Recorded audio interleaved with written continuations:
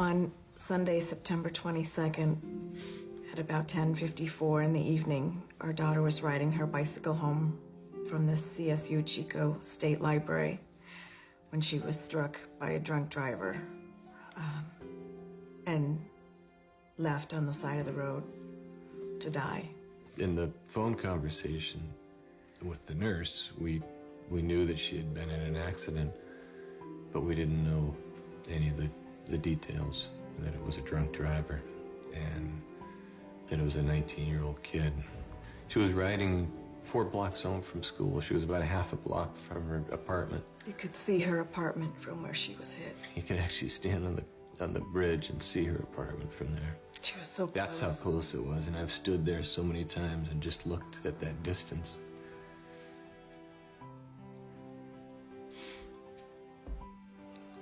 Just, thought about that short distance has changed our lives. Christina was one of those extraordinary people that you don't come across very often. She studied. She really thought about how to live her life. She didn't just stumble through life the way many people do, especially at her age. From the time she weighed enough to give blood, she gave it. And sometimes she would even pass out, and Sandra would drive it home in the car. She'd say, "That's it, you're not going to do this again." And she'd say, "No, I am going to do this again." And she would. She would give blood whenever she had the chance. And pass out every time. And she'd pass out almost every time. That's the way she lived her life. If she thought it was the right thing to do, she did it. And so many people know the right thing to do, but they don't always do it. But she didn't even have to think about it. About 3 weeks after Christina died, we had to go and pack up her apartment up in Chico. And I opened up a drawer, and I saw a makeup bag. I opened up the makeup bag, and it had several pieces of paper in it. No makeup, but several pieces of paper. And among those papers was this piece of paper that was folded and a little tattered. And I looked at it and I started to read. And I realized it was a bucket list.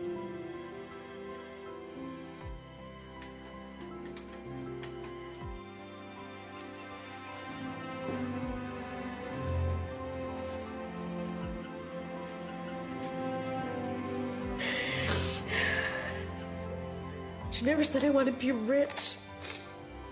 I want to be famous."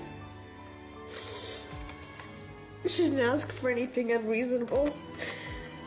She just wanted to do normal stuff. And she never got to do that. Be in 4 places at once.